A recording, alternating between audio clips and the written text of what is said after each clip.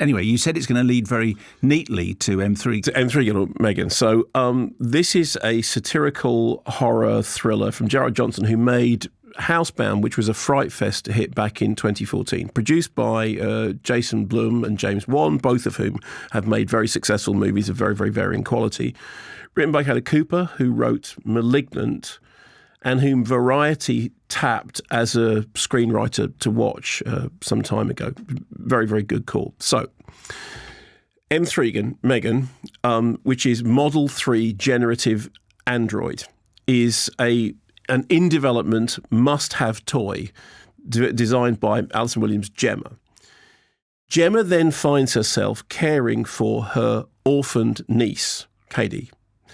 And she doesn't really know how to care for her, but what she decides to do is that the prototype of this toy that she's developing, which, you know, probably owes a debt to AI, to David in AI, Artificial Intelligence, the Spielberg film, which you remember they bring home David, who looks and behaves like a child but is an android, but also to Chucky, the doll, the good guy's doll, who turns out to be not such a good guy, what with being possessed by the spirit of a serial killer. Anyway.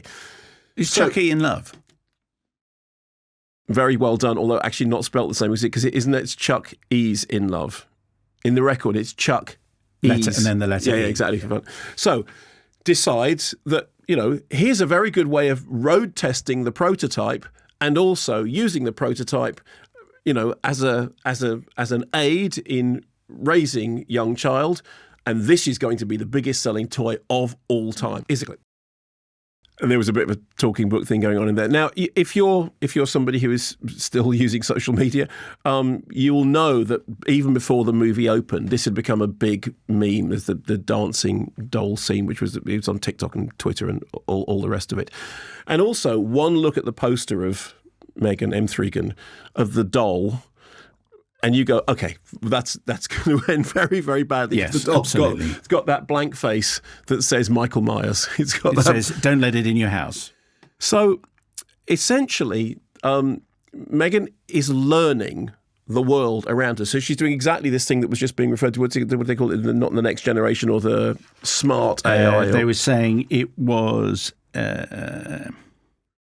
weak AI. There's weak AI, but this is strong AI, and she knows that she has to protect Katie, whatever that takes. Now, Devil doll movies aren't anything new. I mean, you go back to, you know, Dead of Night, and you've always loved Magic, you know, Annabelle recently. What this brings to the table is a freshness and a wit that is really, really entertaining. It's a sort of sly consumerist satire about outsourcing childcare, about the nature of our attachment to screens, about AI. And it's kind of interesting that this is all happening right now as it is. You know what's coming, but it's still fun when it comes. And one of the really nice things about it was one of the first things I saw back, you know, for the new year, and I had seen the poster and I liked the look of it and I liked the idea and I knew a little bit about it because I have been off the social media stuff because of Elon being an arse. And I just sat down in the Universal screening room. You know, Dave Norris started the projection, as he always would, and I sat there and I thought, this is really good fun. I'm really enjoying this. There are going to be more of these films, aren't there? There's going to be M3gan and M5gan, and bring it on, because it's, you know, I mean, it's not changing the world, but it's taking that very, very sort of well-known familiar trait, putting a twist on it, doing it in a way which is sly and still, it's not scary.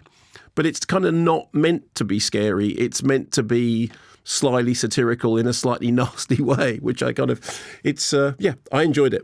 Well, now, that was a great video, I thought, wasn't Couldn't take my eyes off it. And neither could they.